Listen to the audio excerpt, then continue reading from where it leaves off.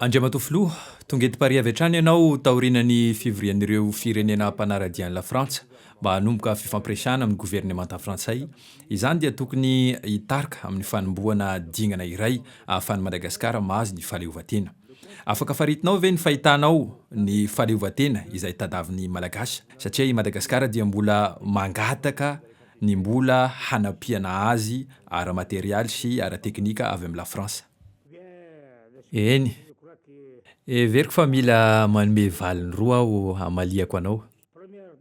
Voalohany, sy tonga eto aho mba hiresaka fotsiny momba ny famondrana fahefana, satria sy afaka ny hanapa-kevitra irery aho. Sy mpanao didy zadina aho tompoko. Noho izany dia tonga aho mba hanao fifandraisana voalohany amin'ireo mpanao politika frantsay.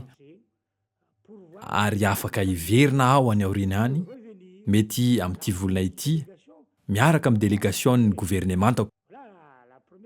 Izay no valiny voalohany. Ny valiny faharoa kosa dia mikasika ny teny hoe fahaleovan-tena. Araka ny fantatrao, pomba mafy ary mahafatra-po ny mpanaradian'ny frantsay aho. Fa raha heverinareo fa mampididoza loatra izany, dia aleo mitandrina. Satria mampididoza ny mijanona irery. Araka ny nolazain'ny général de Gaulle hoe misy teny iray milaza ny fifandraisana ivelany. Ny fiandrianam-pirenena, iraisam-pirenena. Izay no teny nampiasaina. Hoy aho, izany no fahaleovan-tena. Ny fananana fiandriam-pirenena eo amin'ny sehatra iraisam-pirenena. Saingy sy pomba ny fisarahana amin'ny mpanaradian'ny frantsay aho. Fa izao dia manaiky ny izanonana tanteraka amin'ny fiara-miasa amin'ny Lafrantsa. Satria ny olona rehetra dia mila mipetraka amin'ny toerana mitovy. Na indray andro any ary Madagasikara ho lasa maleo tena dia mila mitohy foana ny fiara-miasa amin'ny Lafrantsa. Ary mila iray ny filohan'izy rehetra. Midika izany fa na dia mahaleo tena aza i Madagasikara, dia mbola afaka mijanona ho mpanaradian'ny frantsay ihany.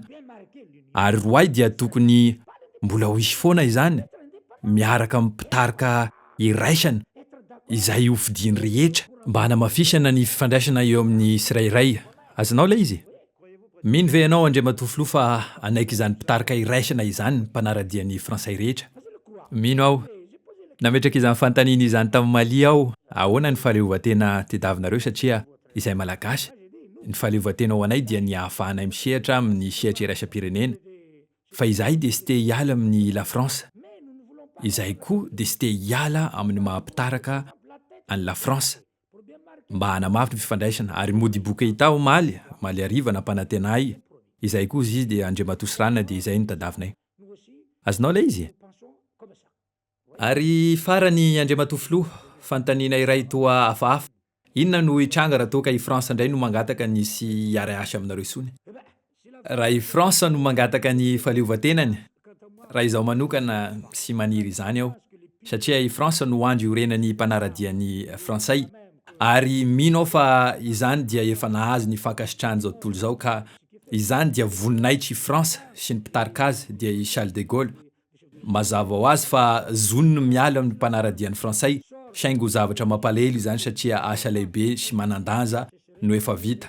Ary araka ny nolazaiko taminao dia pomba mafy sy mpanaradia mahafatra-po an'i Lafrantsa aho.